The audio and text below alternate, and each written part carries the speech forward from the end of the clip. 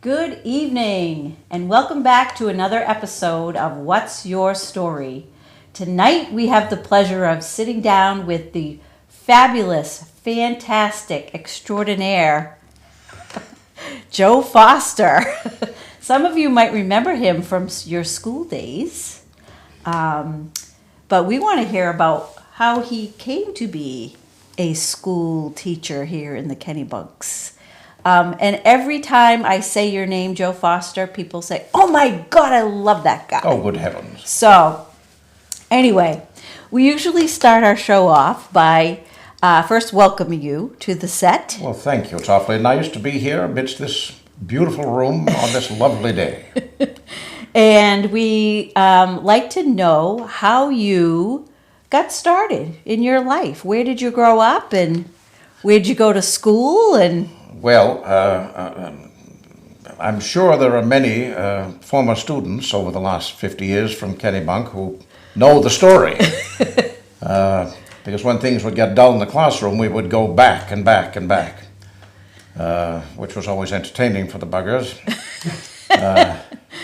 I was born and grew up in a little town up the coast. I'm a real Mainer. You know, most of the people around here are not Mainers anymore. But you may be able to detect even a bit of Maine accent here. I grew up in Cherryfield, which is the blueberry capital of the world. Just a matter of fruit change for name. I graduated from what was then, had been since 1836, Cherryfield Academy in a class of 6. There were 6 of us who marched very, very slowly to pomp and circumstance, played on an upright piano, down the hall to the stage where sat the trustees, the principal, the select man, head of select man. There were more of them than there were of us that particular afternoon. But it was great fun. Cherryfield Academy is still, although it's not functioning as an academy, wooden building with what was known as a main room, where the desks were screwed to the floor, wrought iron, fancy filigree on the sides with an inkwell. We didn't use the inkwell. We'd gone beyond that. There was a fireplace, which was non-functioning, at the back of that room. very smart. And the principal, who also taught 7 or 8 different subjects, God bless him, sat on a sort of a dais in front of the main blackboard, which literally were painted blackboards. Wow. And there were 2 other rooms. One was for the business department. One, Charlotte Tucker was the business department. And the other room off the main room was the English room and the laboratory, which by the time I was there had pretty much become non-functioning in all its glory. All the piping and whatnot had sort of corroded and stopped. Oh, geez. Sometime probably around World War II.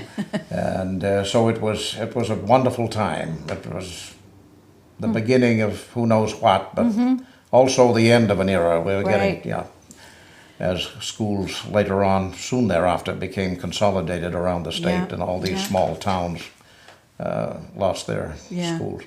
So that's where it all began. On the banks of the mighty Narraguegas.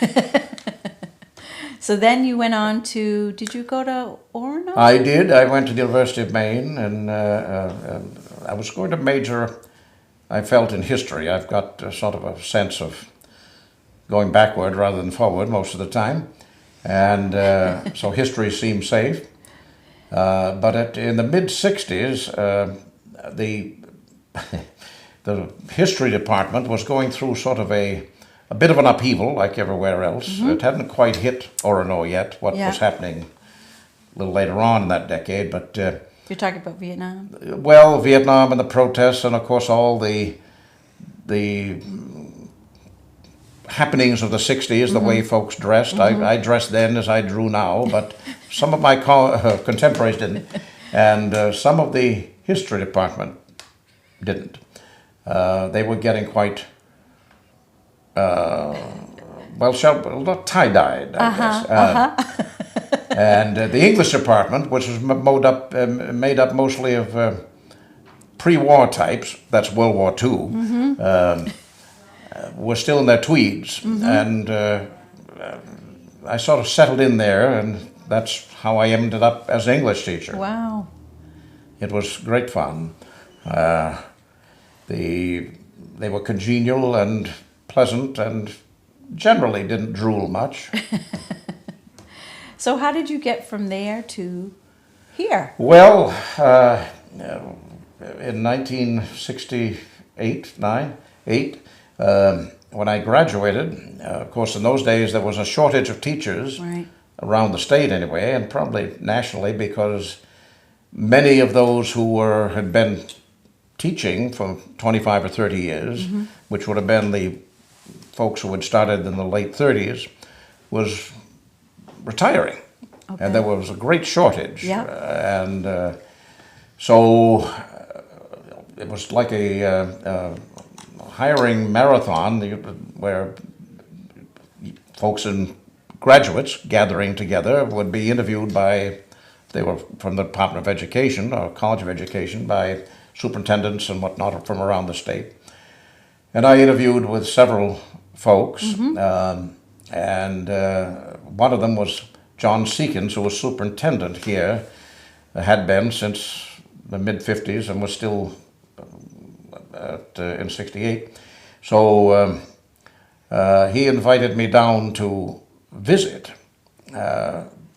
see what I thought of the place, and I drove down, and then I went to Marblehead, Massachusetts. That was the second one, and the third visit that same day was rather a whirlwind. It was at Cherryfield Academy. Well, of the three, Kennebunk High School sort of appealed to me. Okay. And I'll be darned, when I got back, I guess before I left, they had offered the job. So I came without a job and left with one for that interview. And I never left. Well, and we're so glad you picked Kennebunk. So there are so many, as I said at the beginning, there's so many students that I have talked to over the years, because I grew up in Saco. Oh. When I started working here at Graves, your name was just, I mean, so Infamous. many students, really enjoyed your I don't know if they were stories, your enjoyed teaching. it, poor dears. Well, I think they did.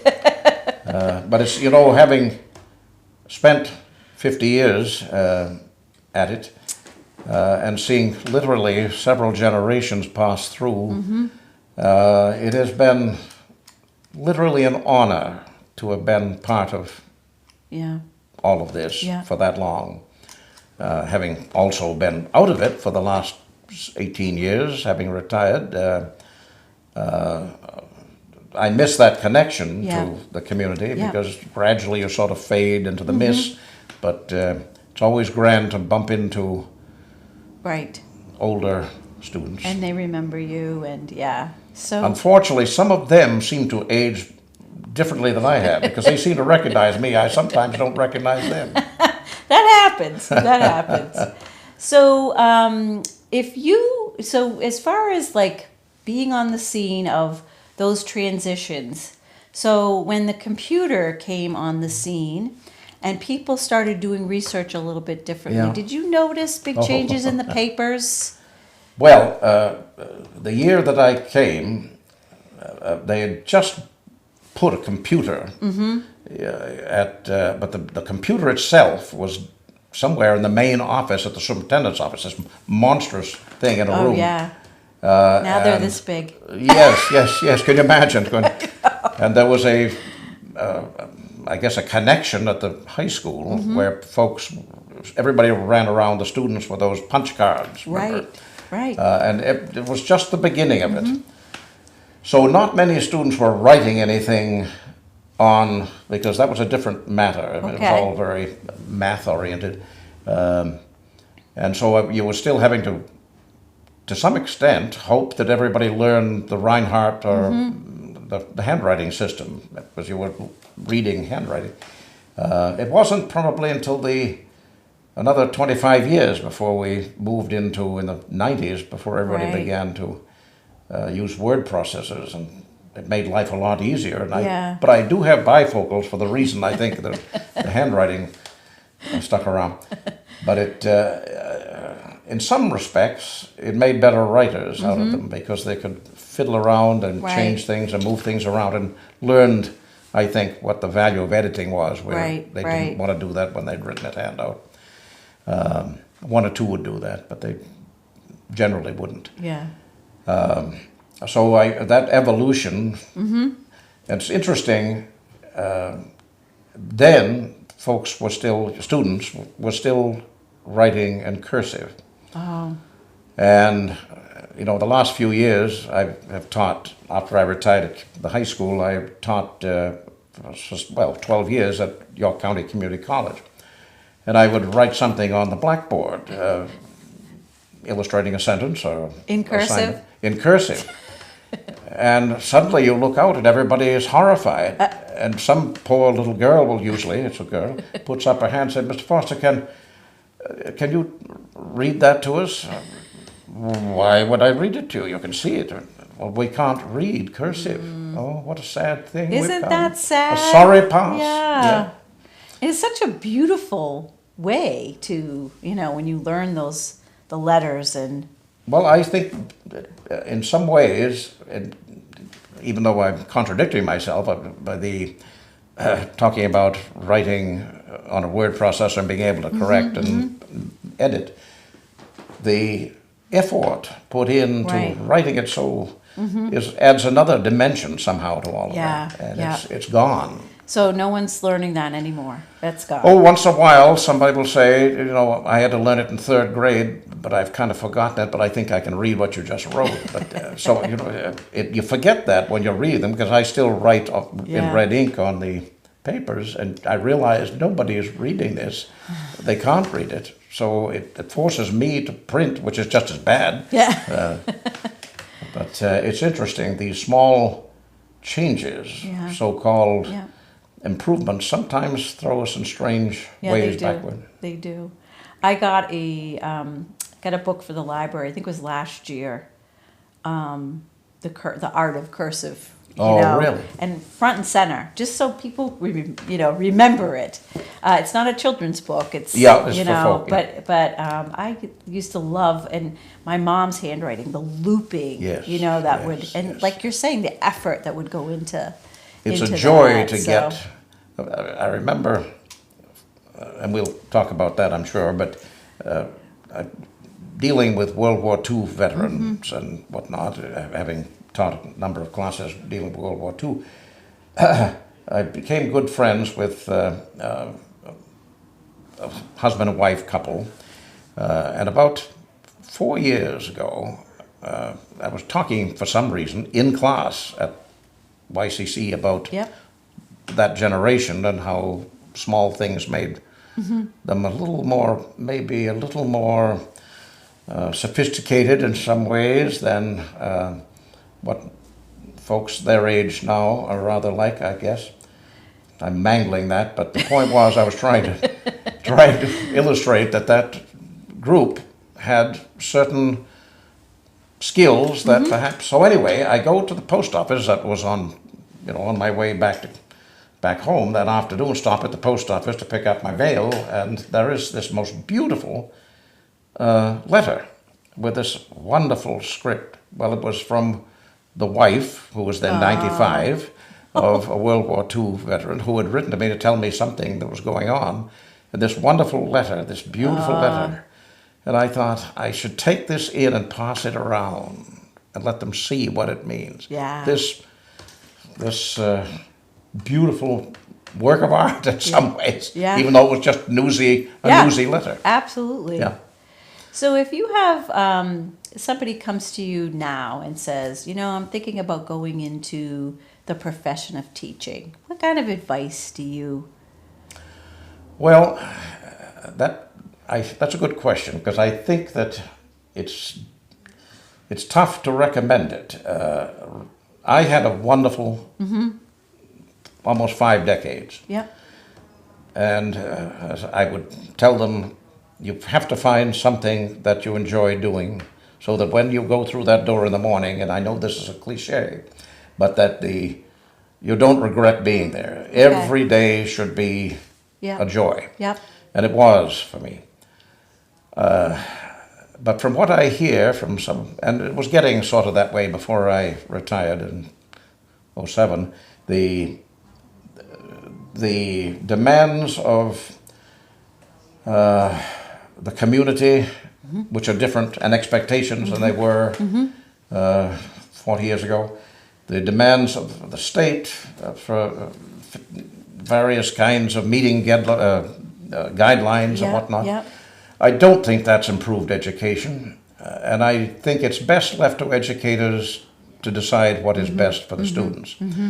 When there's too much meddling by parental groups, or as I'm hearing one parent saying, my child, my son or daughter is more important than the rest. They wouldn't say that, but what they're demanding or asking of some of those young teachers is, it's clear what they're saying.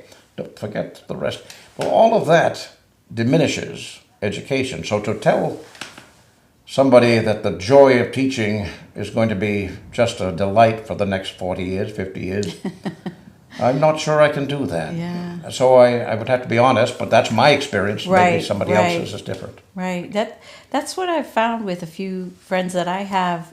They talk to me about the benchmarks that are put on them, that are put on the students. And so if December comes and your child has still not learned quite what they were supposed to by that time, it's like there's failure. There's just automatic failure. It's like, give me till the end of the year to get them there. That's right. I will get them there. But, to say by this time, and this time, X needs to be done. It's just... Well, it takes the artistry and the drama to some extent out of education, and not every child learns at the same time. Right. Some cannot achieve this. Right. I hate that line. Every student can learn. Yes, every student can learn, but there are going to be various levels, and some can get this high, and some can get this high. Right. To expect that everybody at the same time is going to be the same level of learning is absurd. Yeah. And somewhat stressful to teachers who have to I agree. live up to that. I agree. Which is another reason I think, as I'm hearing, that an awful lot of young folks are not graduating from teachers' colleges or from universities and going into education. Yeah. And maybe the other reason is they don't want to get shot. But Yeah, there's that. There is that. So when you retired, what do you do for fun? Oh dear, fun. I read, and I putter in the gardens, the flower gardens. I drive a couple of old cars in the summertime. Very nice. And while I don't do anything mechanical, I rub them a lot. And when I'm really depressed, I go fondle the hood ornament on something. I just feel that puts me back 35 or 45, 50 years. You've been in a few movies. Well, it's tough being a sex symbol now that I think about it. Yes, I was fortunate to bumble into that sort of thing. And that's a long story. I don't know whether you want to hear how all that happened. I would love to hear that. Oh, and dear. I think our folks out there would like to hear that too. Well, I think you're a glutton for punishment. I'm most certainly. But years and years ago, back before videotape, I had made a few ads for television. I had a couple for radio. That was back in the 70s. It was a whole different process in those days. But anyway, so occasionally I would get a call, and I had a couple of agencies that sort of put them. But anyway, that was through the 80s, and then it was also for purposes of earning another $200, $300 for 30. I've done for 30. I guess about 18 years I was director of dramatics. Oh. At the high school. Okay. before, well, that stopped around 1985 or 6, but the process of that sort of connected me to a number of kids who did really have some marvelous talent, Yeah. and who moved on to do wonderful things in theater and also in radio and that sort of thing. So anyway, there was a student who graduated in 81, whose name was Steve Austin. His parents owned a hotel here in the middle of town. And Steve was fascinated by script writing. Writing was his thing, but it was not writing stories. It was writing for film and that sort of thing. And he ended up graduating and going to Ithaca College, which at the time supposedly Big had film an school, excellent right? Yeah. film program. And one of the, I think it was by the time he was a junior, he was taking a class in film production. And that was the whole thing, learning how to estimate or come up with a budget to do the production part of it, the directing, to write a script and all the rest of it. And I think, if I remember right, he wrote to me that there were 10 or 12 in the class. And somebody from the film world who had done well had endowed that particular class with enough money to give one student selected by his classmates who had written and produced, written the script and came up with a proper schedule. They would vote, and this person would get $10,000 to produce that film for the summer and do it. So Steve wrote a story about a lighthouse keeper off the coast of Maine during, again, World War II.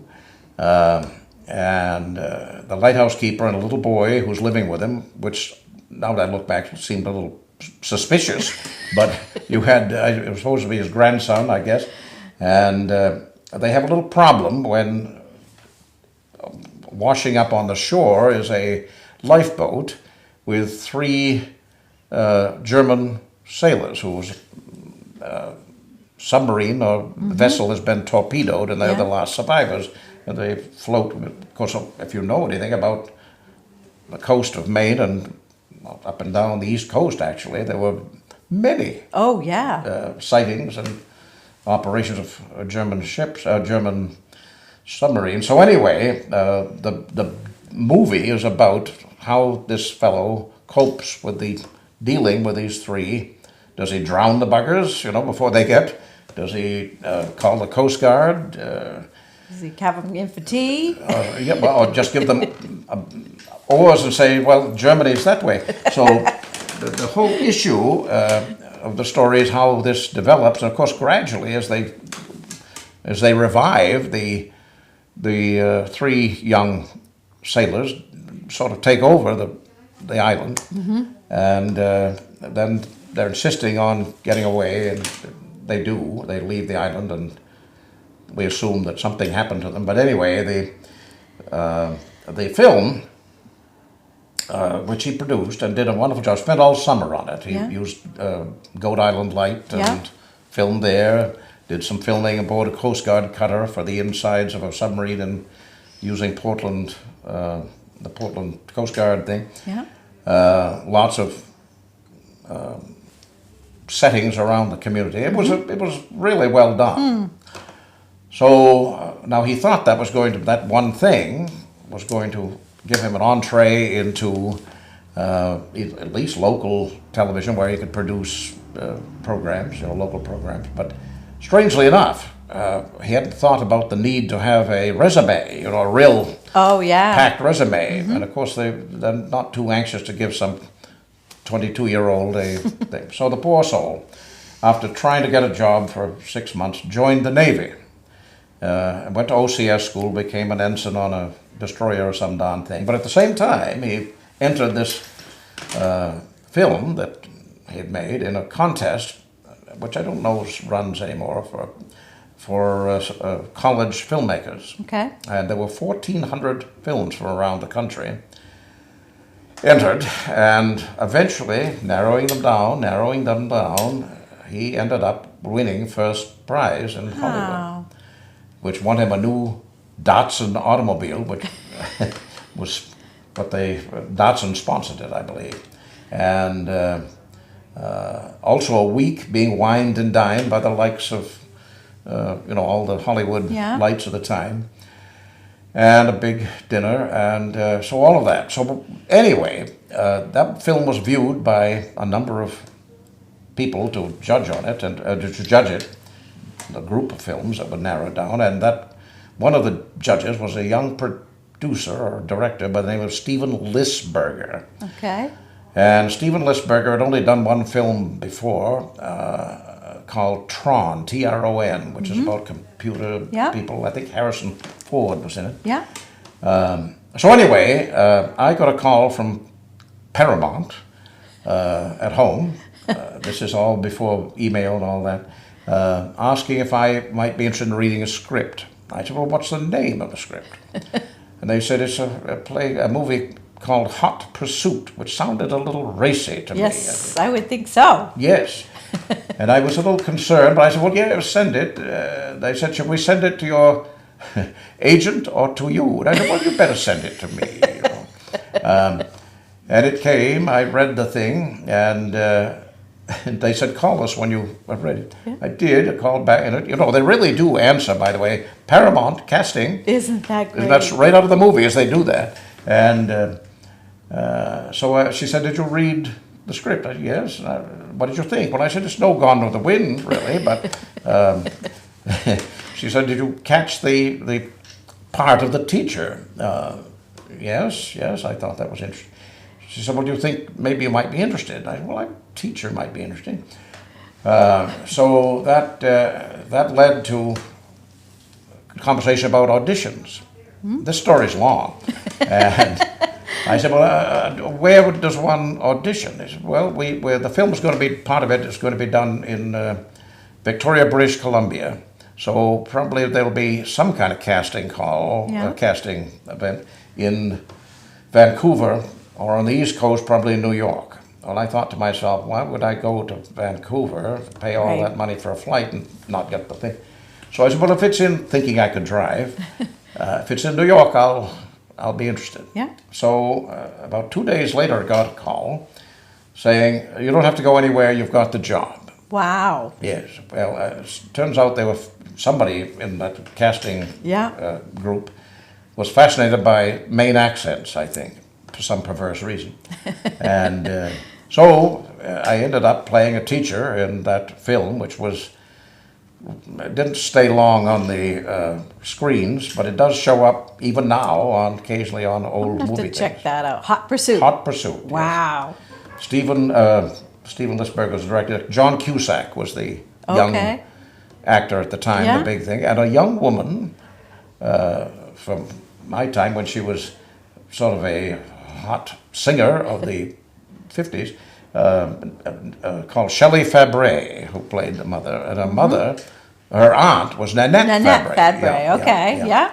So those folks were in the movie. So I did fly to Victoria and spend a week there, but I should have been at Kennebunk High School. Leo Martin thought it was great advertising that I should go away. He thought it was good for the community. Absolutely.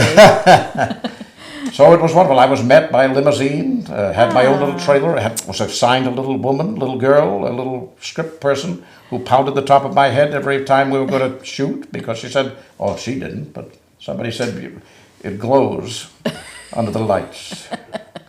So that was the story of that. And there have been one or two others, plus a lot of commercials. Yeah. But I had a student one time who was in the Navy, real Navy, not movie Navy. And this was 2 or 3 years later, and who had no idea about any of this, was on a submarine that goes, apparently they're underwater nuclear submarines, as George Emery can tell you, they're down forever.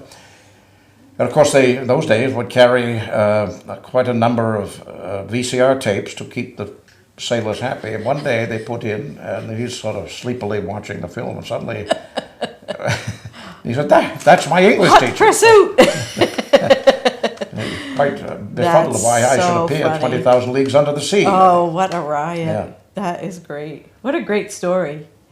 You are in a group called the Old Goats. The Old Goats, yes. So, can you tell us a little bit about that? Well, a very interesting thing. You have to be of a certain age to be part of this Yes. organization. There are 10, only 10, Only 10. at any one time, and when one of us expires, or for reasons unrelated to expiring, leaves, we find another one to fill that slot.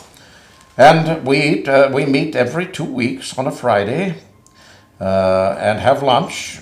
We normally would eat at a restaurant. Right. Kennebunk Inn has been kind enough to host us for many, many years. It's key that you wear a tie and a jacket and your goat pin. You have to wear your goat pin, or you'll find 25 cents. Oh. And we discuss things that are not related to religion or politics, which keeps everybody generally friendly. And occasionally we take a field trip to, well, ironically, we've been to Goat Island a couple of times because somebody has a boat. And we have indeed done some other further away trips. But it keeps us somewhat agile. What a great group. And it's a fun group. They're amusing and tell great stories. Yeah, that's great. Richard Dabrowski, who I think was one of the founding members. He was indeed.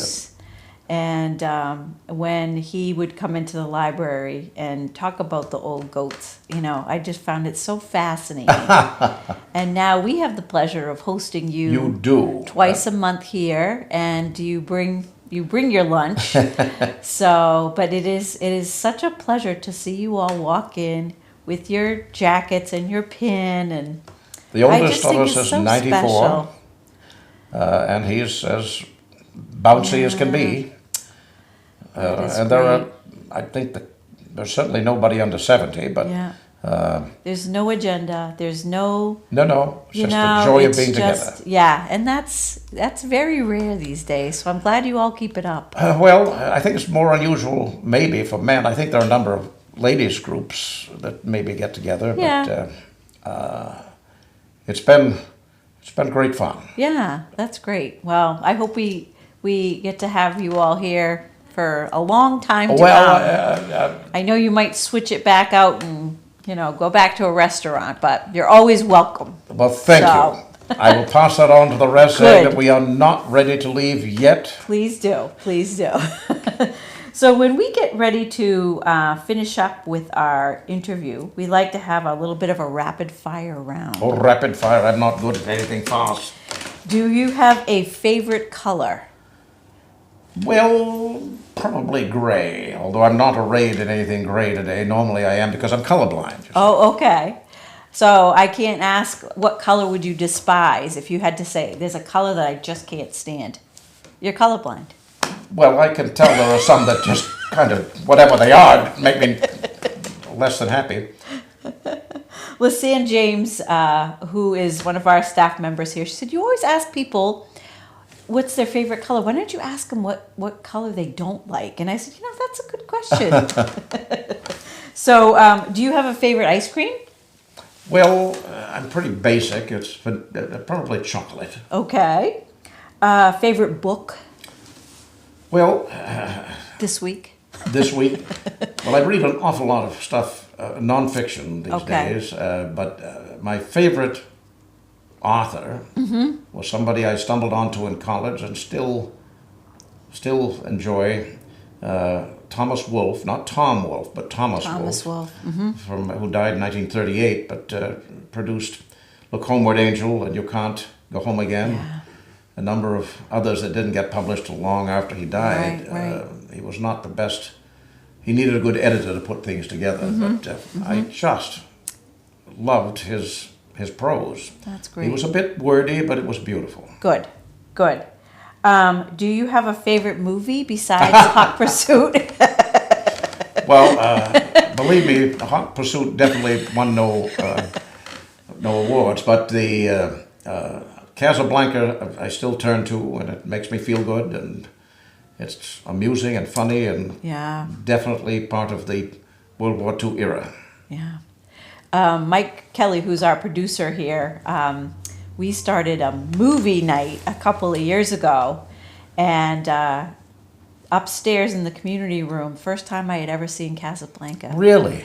It never watched it before, Oh, and I my just word. could not wait to. I can't remember if we did it in It was February, or it was kind of a special Yep. time, and we sat in the back drinking our martinis, sipping our martinis. I was there. And watching that movie, and it was just so special. So what a great movie! Well, that to is. see it Yeah. on a bigger screen, you often see it on television, but that's Yeah. different. Yes, You're exactly. seeing it sort of as it would have been Right, seen when right. you're on your big screen upstairs.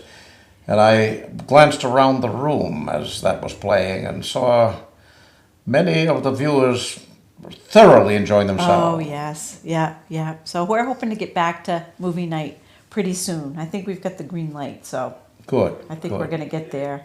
Do you have a favorite restaurant? Oh, dear.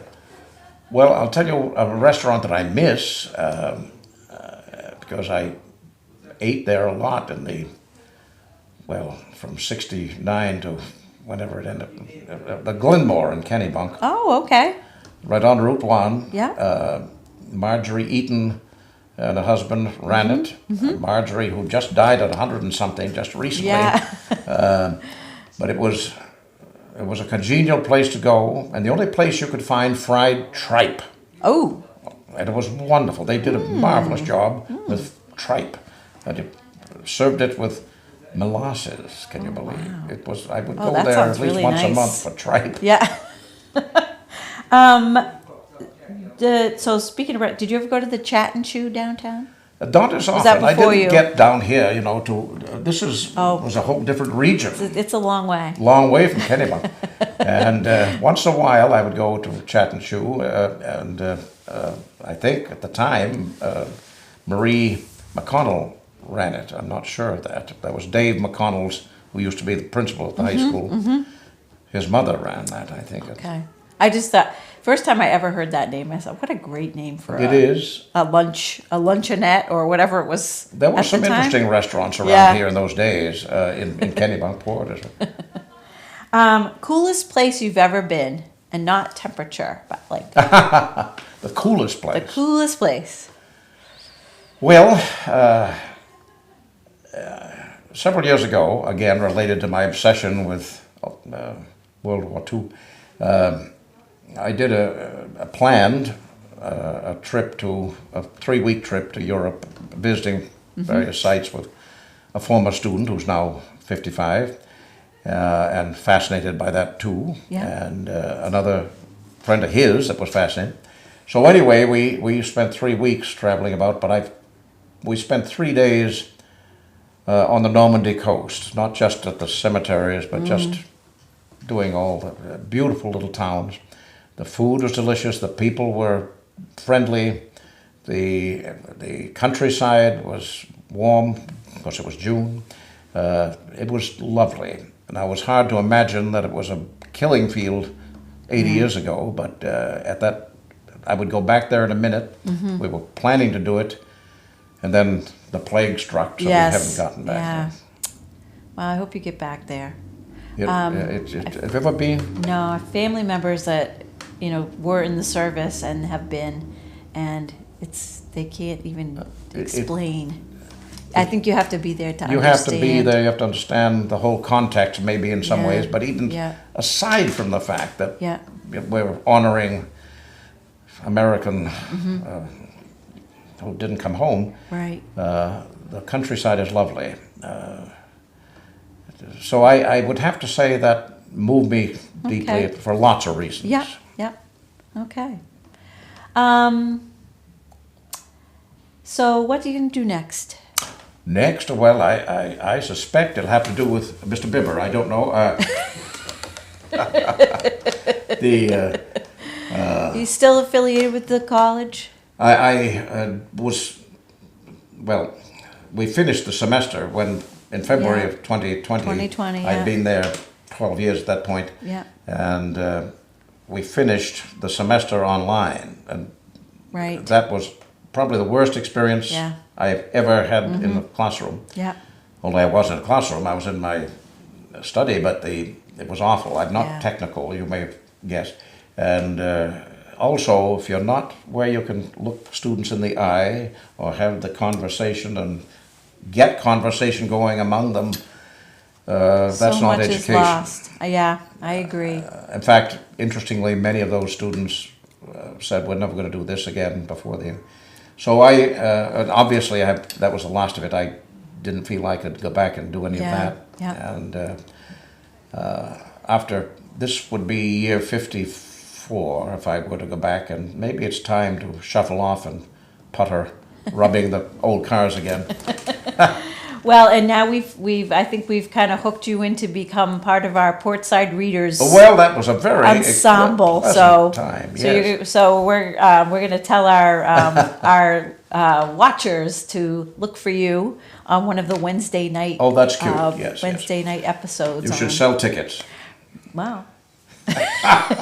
There are a lot of views. A lot of people enjoy That's that. great. So, and I'm sure they're going to love So watching. that's turning you. out to be a successful. So yeah, the absolutely. Yeah, Steve Price started that I think a year and a half ago almost, and so this merry band of readers. They pick out their material and they come in every month, and so. Well, we had what a did you wonderful time here this choose? morning. What did you I choose? did a comical piece Oh, by good. Stephen Leacock, who was a Canadian humorist, also appreciated here. Oftentimes you'd find him years ago in high school textbooks here. Not so much now, Yeah. but I've read it. I read it in high school, I think, first time, and I giggled. And I've read it many times since when I taught it, and I'd become incontrollably giggly. Thank God I got through it today. Well, we'll look forward to watching that. It'll be coming up pretty soon on a Wednesday. So thank you so much for sitting down with us. It's such a pleasure to talk with you. Well, you are the hostess with the mostest. Oh, You well. are very, very pleasant to be with. Thank you. Thank you to our producer, Mike Kelly, and to you, Mr. Foster. Hopefully we'll be seeing you a lot more here at the Graves Library for either movie night or the Portside Readers or whatever. Or Old Goats. Or the Old Goats, that's right. So, and thank you all for joining us tonight for another episode of What's Your Story, and hopefully we'll see you back here next time.